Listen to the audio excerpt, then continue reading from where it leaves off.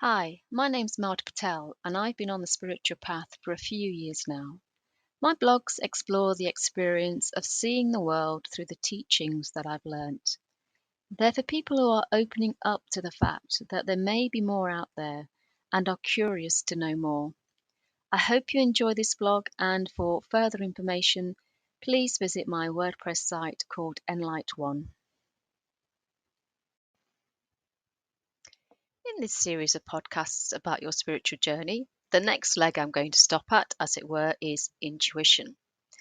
As I've said, it's about disengaging your identity from your body and using your awareness, your consciousness to realize you're connected to everything. And you can use that connection to help you in your life.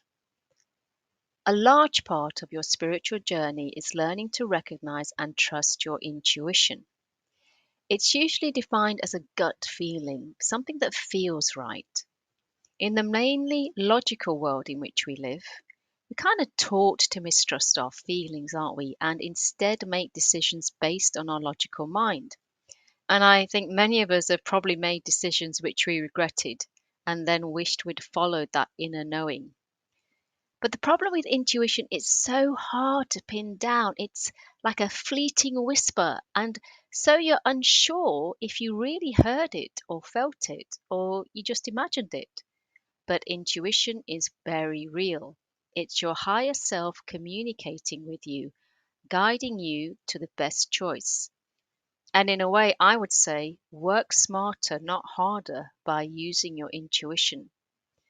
Unfortunately, most of us shut down this aspect as we grow up, since it doesn't fit into the world we're brought up in. And it can feel hard to get that trust again in your intuition. But with practice, it does come back.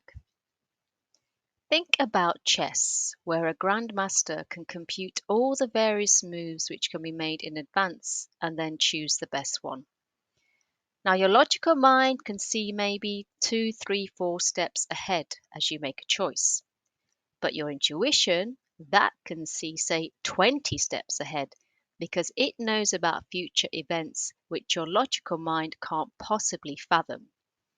And remember, in last week's podcast, I said that in some ways time doesn't exist. All is in the now moment, past and future. So your intuition is like a chess master. It knows all the possible moves way ahead into the future. And so it knows which is the best path for you. So see it as guidance from the universe, the angels who always want what's best for you. The good thing is that intuition is like a muscle. If you exercise, you know that at the start you find it difficult and you have to exercise regularly to feel the benefit. And it's the same with intuition. The more you exercise it, the better it gets.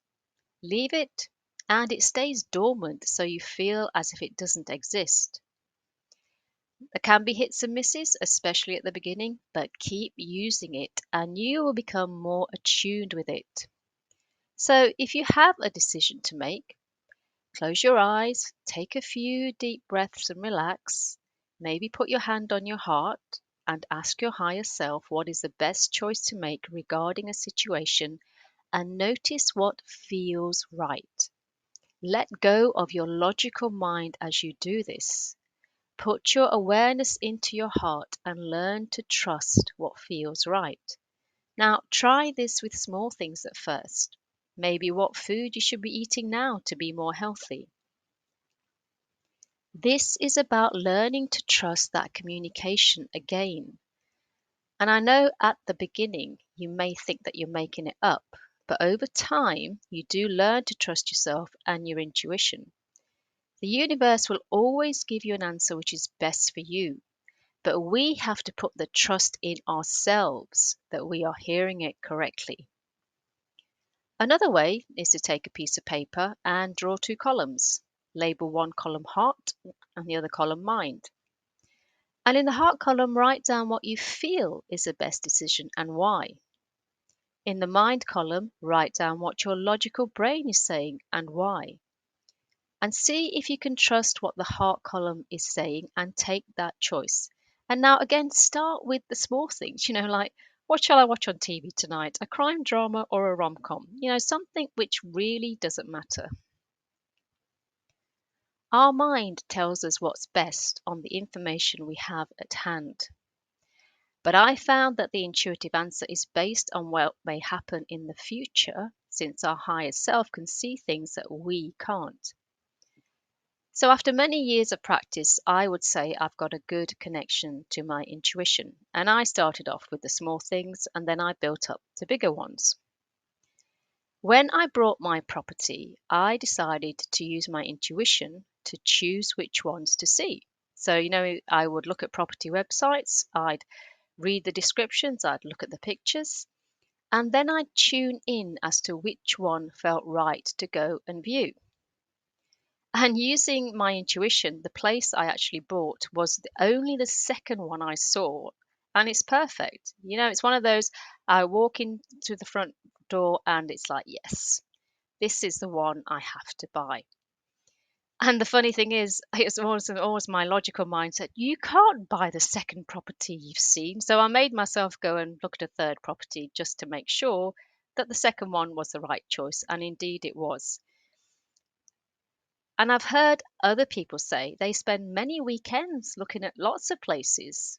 They line up 6, 7 properties to view on the weekend.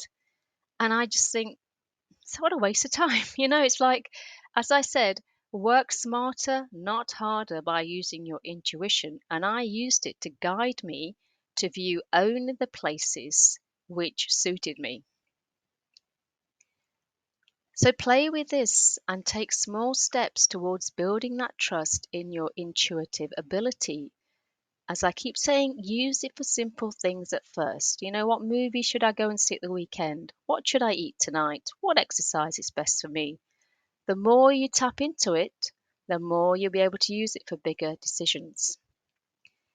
And you can also use what's called angel or oracle cards for guidance.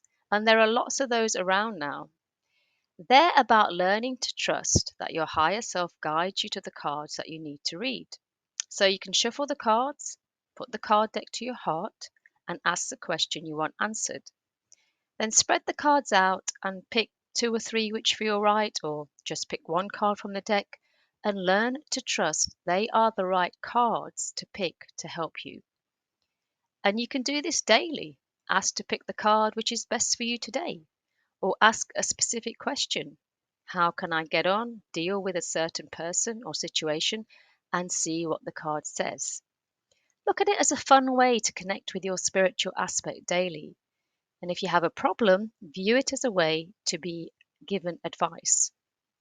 Recognize that angel cards are guidance from your higher self in a more concrete form. And always trust yourself that you're being guided to choose the right cards. The universe knows what you want, what is best for you, and can help you get there with your intuition. So again, see it as playing as you train yourself to trust it. And see intuition as a way of co-creating your life with the loving presence of your higher self and soul. So I hope that's helped, and I'll speak with you next time.